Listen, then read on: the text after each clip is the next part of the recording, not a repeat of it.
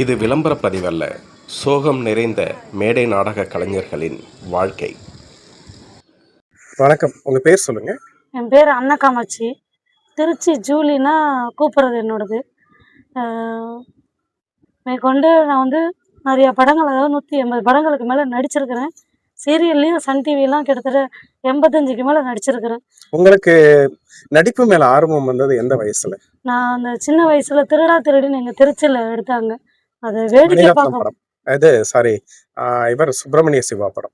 அவங்க பேர்லன்னு தெரியாது. தனுஷ் நடிச்ச படம். சின்ன பிள்ளைல இருக்கிறனால ஓடி போய். இல்ல, திருடா திருடியா திருடா திருடாவா? திருடா திருடி. அதான் தனுஷ் நடிச்ச படம். தனுஷ் நடிச்ச படம். தனுஷுடைய 3வது படம். சரி, அதுதான் உங்களுக்கு முதல்ல ஆர்வம் இல்லையா? சரி, முதல்ல நீங்க நடிச்ச மேடை நாடகம்? மேடை நாடகம்னா அது என்ன சொல்றதுன்னா, கிட்டத்தட்ட நான் புல்லமணி இருக்காருல்ல, நடிகர் புல்லமணி, அவரு வந்து என்ன வந்து தெருக்கூத்துல நடிக்கிற மாதிரி கவர்மெண்ட் அரசாங்கத்தை சார்ந்த குடும்ப கட்டுப்பாடுங்கிற ஒரு விழிப்புணர்வு நாடகம் நடத்தினாங்க. அந்த நாடகத்துல மேடை நாடக கலைஞரா ஃபர்ஸ்ட் நடிச்சுட்டு ஒரு டான்ஸரா பேர் வாங்கிட்டு வந்தேன். தெருக்கூத்து நாடகத்துக்கும் போயிருக்கிறேன். மேடை அந்த முரு வள்ளி தெய்வான பொன்னர் சங்கர் இந்த மாதிரி நாடகத்துக்கும் போயிருக்கிறேன். என்னோட சொந்த தலைமையில வந்தாலே மகாராசிங்கிற ஒரு நாடகம் நான் எடுத்து நடத்தி இருக்கிறேன். ஆனால் இன்னும் எங்களுக்கு எடுத்து நடத்தணும் ஆசை இருந்துச்சு. ஆனால் காசு பணம் எங்களோட வசதி வாய்ப்பு இல்லை. இந்த நாடகம் இதில் உங்களுக்கு இன்ஸ்பிரேஷன் யாரு? குருநாதர்னு சொன்ன சென்னையில் வேளச்சேரியில் அன்புன்னு ஒருத்தர் இருக்கிறாரு. எனக்கு அவர் தான் மேக்கப்லாம் போட்டு விட்டு இப்படிலாம் பண்ணுனா நல்லா இருக்கும்னு சொல்லி கொடுத்தாங்க. அந்த முதல்ல நான் சீரியல்னு நடிக்க போனேன்னா சன் டிவி சீரியல் தான். சன் டிவில முதல்ல என்ன சீரியல்? தெய்வ அந்த 8 மணி திருமதி செல்லும் நாடகம். திருமதி செல்லும். அதுல என்ன கேரக்டர் பண்ணீங்க? கேரக்டரா போல, சும்மா அந்த கல்யாணத்துக்கு ஊர்வலத்துக்கு கூட கூப்பிட்டாங்க. அது அந்த தாலி பிரிச்சு மாத்தி போடுற சீனுக்கு கூட போயிருந்தோம் நாங்க. திரைத்துறையில உங்களுக்கு கிடைச்ச அனுபவங்கள் எப்படி? பெரிய பெரிய படங்களும் பண்ணியிருக்கிறேன். ஆனா சில இடத்துல வந்து பணம்லாம் எனக்கு சம்பளமா கொடுக்கல. அதனால வந்து திரைத்துறை வந்து நான் ஒரு பெருசா மதிக்கல. இப்போ நாடகம் தெருக்கூத்துக்கெல்லாம் போனோம்னா அன்னன்னைக்கு காசு சம்பளம் கொடுத்துருவாங்க. இல்லைன்னா கவர்மெண்ட்ல சம்பளம் எப்போ போறாங்களோ அப்போ கூட்டிட்டு போறவங்களும் கொடுத்துருவாங்க. நாங்கள் வந்து ஒரு வேலையாக தான் பண்ணியிருக்கிறோம். கலைக்குழு பதிவு பண்ணோம்னா கடைசியில் கலைக்குழு வந்து இயலிசை நாடகம் பண்றதுல பெண்டிங்லேயே வச்சுட்டாங்க. இது மாதிரி பல பேரோட கலைக்குழு வந்து பெண்டிங்ல தான் இருக்குது. உங்க குடும்பத்தை பத்தி சொல்லுங்க. எனக்கு வந்து வீட்டுக்காரர் கிடையாதுங்க, பையன் மட்டும்தான். என்ன பண்றாரு? காலேஜ் படிக்கிறோம். என்ன படிக்கிறாரு? பிகாம் படிக்கிறோம். அவருக்கு திரைத்துறை மேல ஈடுபாடு இருக்கா? சுத்தமா கிடையாது. ஏன்னா எல்லாருமே கேவலமா பேசுறாங்க. இல்ல, கேவலமா பேசுறதுக்கு என்ன இருக்கு? நாடகம் தூக்கிட்டு போறா வரா, எங்க போறா, எதுக்கு இந்த வேலை அப்படிங்கிற மாதிரி தான் நிறைய பேர் பேசுவாங்க. ஸோ இது எல்லாத்தையும் நீங்க கடந்துதான் வந்திருக்கீங்க இன்னமும். ஆனா என்ன உயிர் மூச்சு வரைக்கும் சினிமா நாடகம் இதுதான் எனக்கு. என்னோட லைஃப்னா இதுதான். உங்க லைஃப்ல இது ஒரு சந்தோஷம். அதாவது என் கூட யாரும் இல்லைங்கிற ஒரு ஃபீல் இல்லாம இவங்க என் கூட இருக்கிறவங்க நாடகக்காரங்கள என் குடும்பமா பாவிக்கிறேன். அவ்வளவுதான். பொருளாதார ரீதியா உங்களுக்கு வீட்டு வாடகை எல்லாமே கஷ்டத்துலதான் இருக்கு. சொந்த வீடு கிடையாது எனக்கு. தம்பி படிப்புக்கு கடன் வாங்கியிருக்கிறேன். அந்த கடனை எப்படி அடைக்கிறீங்க? முடிஞ்சளவு கிடைக்கிற வேலையை பார்க்குறீங்க. இப்போ நம்முடைய தமிழக முதலமைச்சரா திரைத்துறையை சேர்ந்தவர் தான் முதல்வராக பதவி ஏற்றிருக்காரு. அவரை பொறுத்த வரைக்கும் திரைத்துறையில சின்ன வயசுலேருந்தே திரைத்துறையில இருந்தவர் தான். அவருடைய அப்பா மிகப்பெரிய இயக்குனர். அவர் மூலியமா பல நாயகர்கள் உருவாயிருக்காங்க. குறிப்பா விஜயகாந்த்ல ஆரம்பிச்சு எவ்வளவோ பேரை சொல்லலாம். அவங்க அம்மா பாடகி, பின்னணி பாடகி. இப்படி திரை குடும்பத்திலேருந்து வந்த முதலமைச்சருக்கு நீங்க வைக்கக்கூடிய கோரிக்கை என்ன? எல்லாருக்கும் வேலை வாய்ப்பு கிடைக்கணும். வேலை இல்லாம இருக்கிறவங்களுக்கு நாடகத்துக்கு ஒரு முக்கியத்துவமா எங்களுக்கு வந்து பதிவு பண்ணணும். கணவர் இல்லாம இருக்கிறோம் நாங்க நிறைய பேர். அவங்களுக்கு என்ன ஆதரவோ அந்த ஆதரவு செய்யணும். பொருளாதார ரீதியா எதிர்பார்க்குறீங்களா அரசாங்கத்துக்கு? அந்த எங்களுக்கு அதெல்லாம் வேணாம் சார். எங்களுக்கு சொந்த வீடு ஒண்ணு இருந்துச்சுன்னா போதும். சரி, நன்றி சார். வணக்கம், உங்களை பத்தி சொல்லுங்க. வணக்கம், என் பேர் ஜெயராஜ். நான் வந்து பிறந்து வளர்ந்ததெல்லாம் சேலம் கிச்சிபாளையத்தில் பிறந்து வளர்ந்ததெல்லாம். அங்கே வந்து எப்படின்னா அந்த கிச்சிப்பாளையம் ஏரியா பொறுத்தவரையிலும் ஃபுல்லாக தேட்டருக்கு தான் இருக்கும். கிட்டத்தட்ட வரிசையாக தேட்டருங்க தான் இருக்கும். இங்கேருந்து ஒரு 4 அடி தள்ளினா ஒரு தேட்டர், 4 அடி தள்ளினா ஒரு தேட்டர், அப்படி தேட்டர் தான் நிறையா இருக்கும். நான் வந்து விஸ்வகர்மா, அதாவதுன்னா பொருள் கலை, இது கோல்டு ஒர்க்கு, அந்த சிலை செய்கிறது, சாமி சிலைகள்லாம் செய்கிறது, அந்த கலை. அப்போ வந்து வாரத்தில் வந்து எங்களுக்கு வந்து 3 நாள் 4 நாள் தான் வேலையே இருக்கும். மிச்ச நாள் சும்மா தான் இருக்கும். அப்போ சும்மா இருக்குமே அப்படின்னு சொல்லிட்டு சரி சினிமாவுக்கு போகலாம் அப்படின்னு சொல்லிட்டு சினிமாவுக்கு போவோம். அப்போ சினிமாவுக்கு போய் அதை பார்த்து பார்த்து அந்த மைண்ட் செட் வந்து படம் பார்த்து பார்த்து நடிக்கணுங்கிற ஒரு ஆர்வம் வந்துடுச்சு. ஞாயிற்றுக்கிழமைனா 2 படம் பார்ப்போம். மேட்னி ஷோ ஒன்று பார்த்துருவோம். பார்த்துட்டு வந்துட்டு சாப்பிட மாட்டோம். மேட்னி ஷோ பார்த்துட்டு வந்துட்டு மூஞ்ச கழுவிட்டு திருப்பி வந்துட்டு திருப்பி ஃபர்ஸ்ட் ஷோ போவோம். மேட்னி ஷோ வந்து புது படம் பார்ப்போம். ஃபர்ஸ்ட் ஷோ வந்து பேலஸ் தேட்டர்னு ஒன்று தேட்டர் இருக்குது சேலத்தில், இப்போ பழைய தேட்டரு. அந்த தேட்டரில் வந்து நாங்கள் இந்த சிவாஜி படம்லாம் ரொம்ப பார்ப்போம். அந்த சிவாஜி படம் பார்க்கும்போது அது சிவாஜியோட நடிப்பை பார்க்க பார்க்க நம்மளை அறியாமலே ஒரு உணர்ச்சிகள் வரும். ஒரு பாட்டு சீனுக்கெலாம் பார்த்தீங்கன்னா நாங்களாம் போய் அந்த ஸ்க்ரீனுக்கு முன்னாடி போய் சூடத்தை கொளுத்தி வச்சு அவ்வளோ ஒரு கைத்தட்டல், அவ்வளோ ஒரு ஆர்ப்பாட்டமாக இருக்கும். அந்த அளவுக்கு சிவாஜி பாட்டல் நடிப்பு அப்படின்னு அந்த ஃபர்ஸ்ட் ஷோ வந்து ஞாயிற்றுக்கிழமை ரொம்ப என்ஜாயாக இருக்கு எனக்கு. அந்த மாதிரிலாம் இருந்ததுக்கப்புறம் நான் என்ன பண்ணேன், அப்போ வந்து வெள்ளிக்கிழமைனா சேலம் மாரியம்மன் கோயிலுக்கு போவேன். போய் ஆத்தாக்கிட்ட வேண்டிக்குவேன், ஆத்தா எப்படின்னாச்சும் எனக்கு ஒரு நடிக்கிறதுக்கு ஏதாச்சும் ஒரு வாய்ப்பு கிடைக்கணும், ஏதாச்சும் ஒரு துறையில் நான் நடிகனாக ஆகணுன்ட்டு எனக்கு ஒரு ஆசை. அது அம்பாள்கிட்ட வேண்டிக்கிட்டே இருப்பேன் வெள்ளிக்கிழமை. அந்த வாய்ப்பு ஒரு 10-20 வருஷம் கழித்து ஸ்ரீரங்கத்துக்கு வந்தேன். திருச்சி ஸ்ரீரங்கத்தில் அக்காவை கட்டி விட்டனால இங்கே வந்துட்டேன். இங்கே வந்து கடையில் ஒர்க் பண்ணிட்டு இருக்கும் போது நம்ம நண்பர் ஒருத்தர் வந்தார். பேப்பர் வாங்கியிருப்பேன் கடையில், எப்பயும் பேப்பர் டெய்லி வாங்குவேன். அந்த பேப்பர் படிச்சுட்டு வந்திருப்பார். ஏங்க நடிக்கிறதுக்கு யாருனாச்சும் ஆள் இருந்தால் சொல்லுங்கள் நம்ம நாடகத்தில் அப்படின்னாரு. ஏன்னா நான் வேணா வரட்டுங்களா, நடிக்கட்டுமா அப்படின்னு. வாங்க உங்களை கூப்பிட்டு போய் சேர்த்து விட்றேன், நீங்கள் வந்தால் எனக்கு ரொம்ப சந்தோஷம்னு சொல்லிட்டு என்னை கூப்பிட்டு வந்து ஸ்ரீரங்கம் ரயில்வே ஸ்டேஷனில் செல்லாயம்மன் கோயில்னு ஒன்று இருக்குது. அந்த கோயிலில் முதல் ரிஹர்சல் ஆரம்பிக்கிறோம். ஆரம்பித்து அந்த ரிஹர்சல் முடிஞ்சோடனே சித்திரை தேர், ஸ்ரீரங்கத்தில் பிரம்மாண்டமான தேர் சித்திரை தேர். அந்த தேர் அன்னைக்கு முதல் நாள் நைட்டு தேவி ஸ்கூலில் இந்த நாடகத்தை போடுறோம். என்னன்னா மன்னாரன் கம்பெனின்னு ஒரு நாடகம். அதில் வந்து அந்த கம்பெனியில் 1 லட்ச ரூபா போட்டால் 1 வருஷம் கழிச்சு 2 லட்ச ரூபா தருவாங்கன்னு ஒரு ஸ்கீம் போட்டிருப்பாங்க.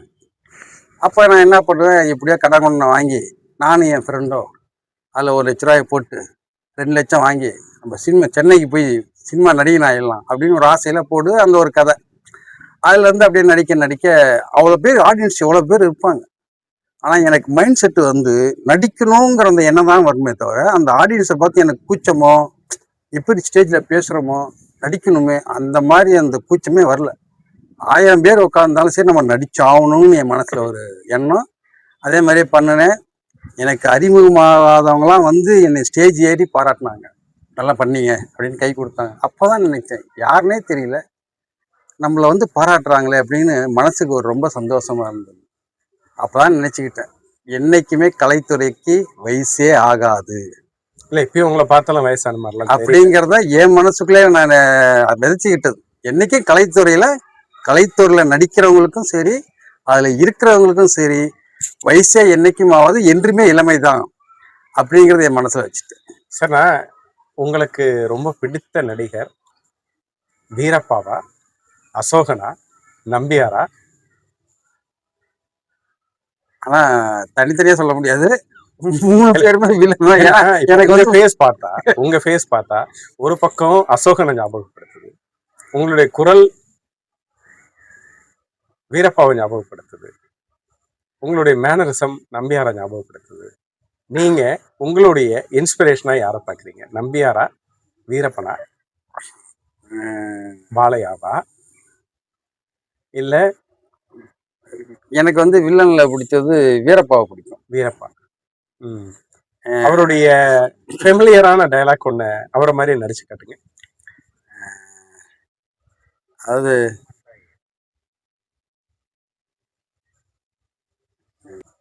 தொடங்கட்டும். ஏய் மாரியப்பா, போய் மகாதேவியை மூட்டையோட கட்டி கொண்டு வா.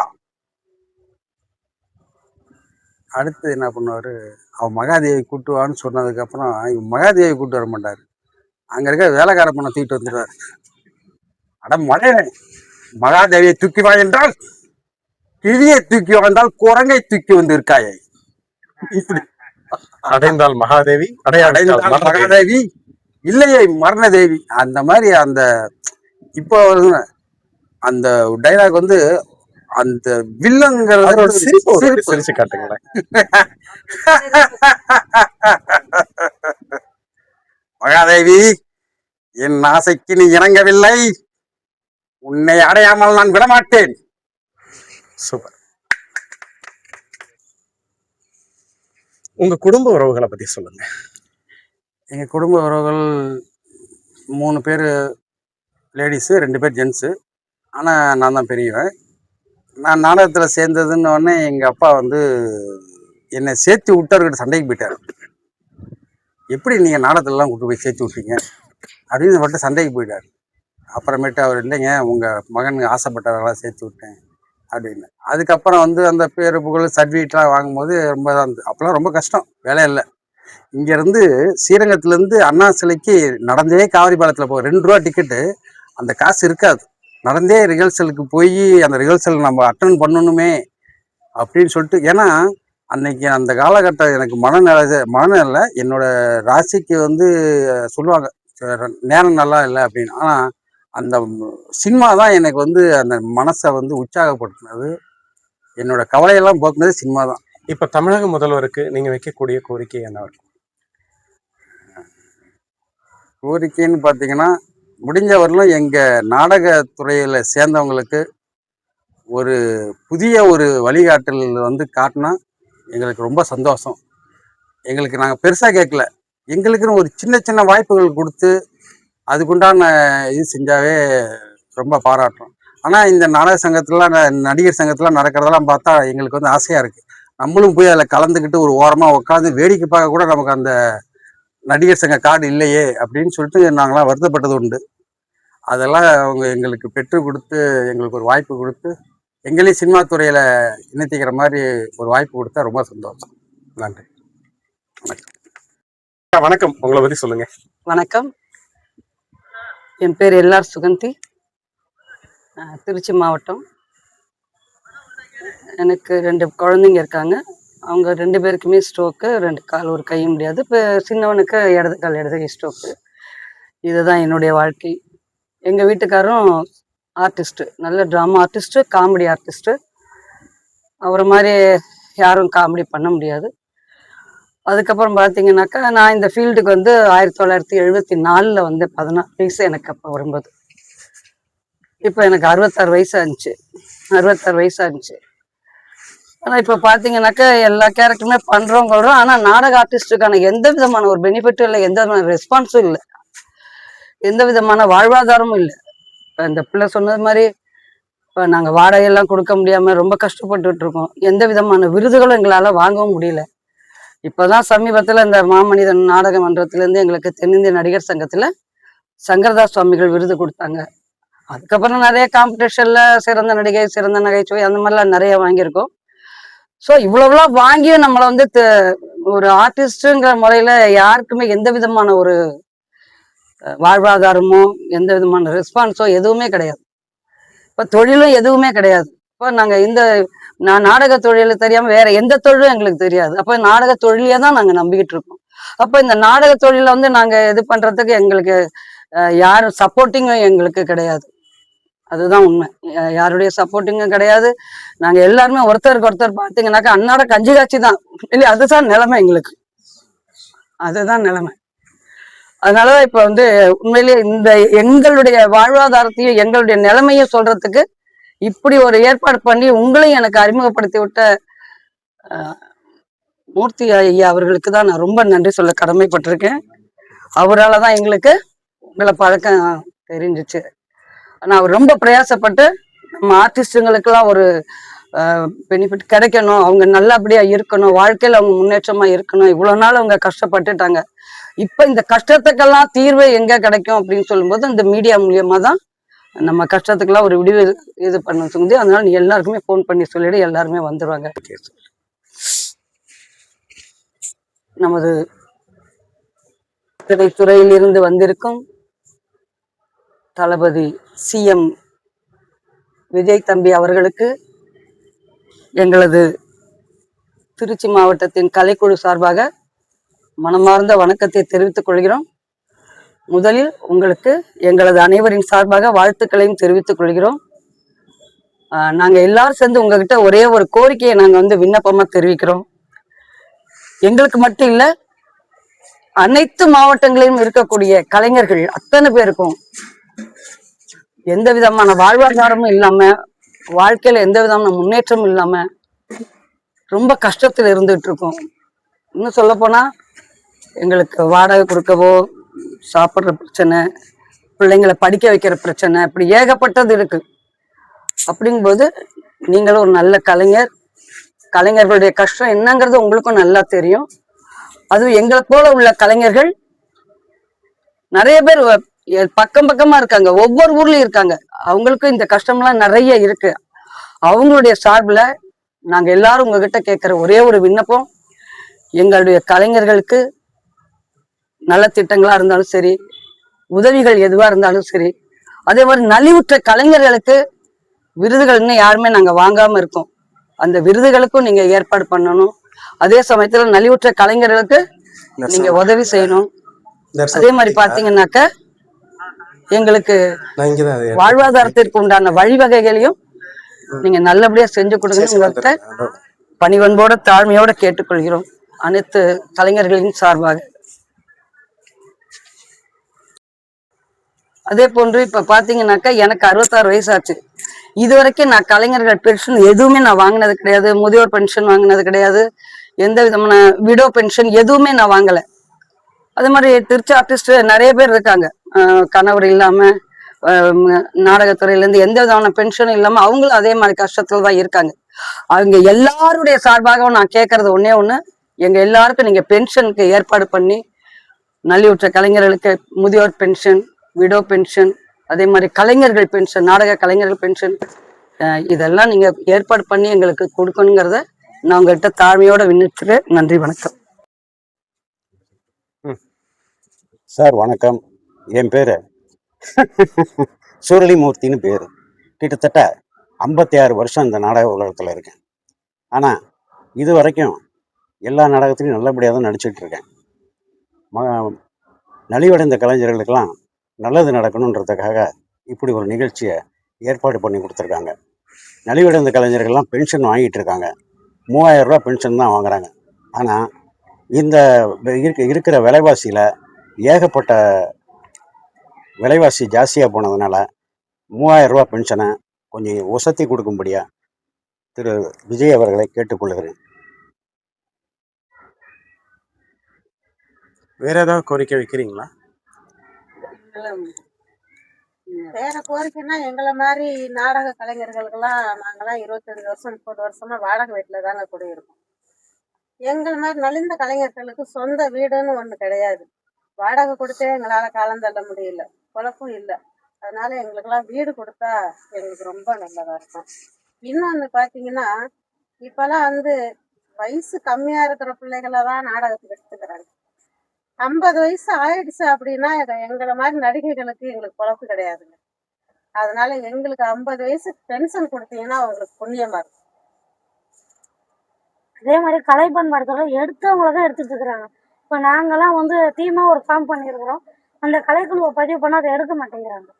அப்போ போட்டவங்களுக்கே தான் போட்டு, இப்போ அரசு சார்ந்த இடத்துல போட்டாங்க. இப்போ தமிழ்நாட்டில் திருச்சி சென்னை இந்த 5 இடத்துல மட்டும் போட்டவங்களுக்கு தான், இளங்கோங்கிறவங்க தான் மெயினாக எடுத்து பண்ணிகிட்டே இருக்கிறாங்க. 10 கலைக்குழு தொடர்ந்து, இந்த 10 கலைக்குழுக்கு மட்டும் தான் கொடுக்குறாங்க, மீதி எல்லாமே நாங்கள் ஒன்றுமே இல்லாமல் தான். சீனியாரிட்டி ஆர்டிஸ்ட்டுக்கெல்லாம் ஒரு இதே கிடையாது சார், ஒரு அங்கீகாரமே கிடையாது. அது கிடைக்கணும். 50 வயசுக்கு பென்ஷன் கொடுக்கணும், அதுதான். ஏன்னா பென்ஷன் தான் எங்களுக்கு ரொம்ப முக்கியம்.